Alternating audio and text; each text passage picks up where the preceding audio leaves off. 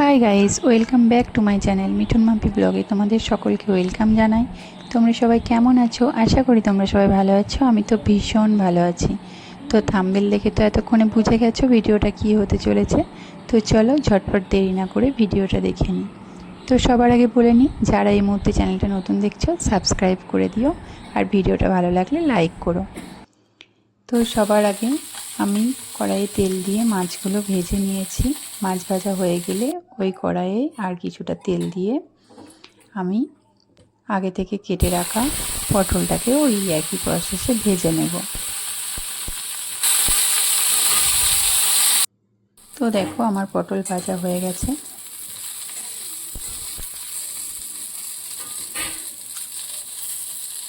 পটল ভাজা তুলে নিয়ে ওই কড়াইয়ে তেল দিয়ে তেলের মধ্যে আমি আদা রসুন পেস্ট আর একটু সামান্য পেঁয়াজের পেস্ট দিলাম। তেলের মধ্যে একটু সামান্য পরিমাণ জল দিয়ে মশলা ভালো করে কষিয়ে নিলাম। এবার ভাজা মশলা হিসেবে আমি এখানে লঙ্কা গুঁড়ো, হলুদ গুঁড়ো, নুন, গরম মশলা আর জিরে গুঁড়ো অ্যাড করেছি। ভালোভাবে মশলা কষিয়ে নেব।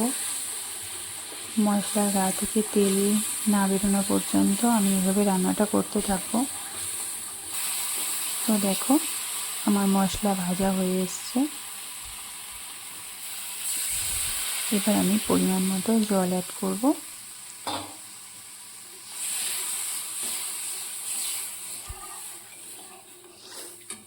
এবার আমি আগে থেকে ভেজে রাখা মাছ আর পটল অ্যাড করে দেব।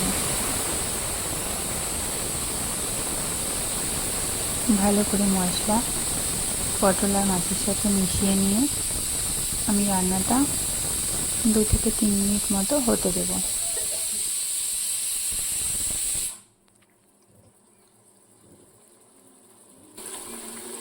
তো দেখো 2 থেকে 3 মিনিট পর আমি ফিরে এসেছি। আমার রান্নাটা হয়ে গেছে। তো চলো তোমাদেরকে একটা পাত্রে সার্ভ করে দেখাই। তো দেখো আমি এরকম কারি কারি রেখেছি। তোমরা চাইলে এর থেকেও বেশি জল দিয়ে আর একটু ঝোল রাখতে পারো। তো এই ছিল আমার আজকের রেসিপি। তো আমার আজকের রেসিপি তোমাদের কেমন লেগেছে আমায় অবশ্যই কমেন্ট বক্সে জানিও। আর আমার ভিডিও ভালো লাগলে লাইক কমেন্ট শেয়ার করো। আর যদি এই মুহূর্তে চ্যানেলটি তুমি নতুন দেখছো তো প্লিজ চ্যানেলটি সাবস্ক্রাইব করে পাশে থেকো। সবাই ভালো থেকো। বাই।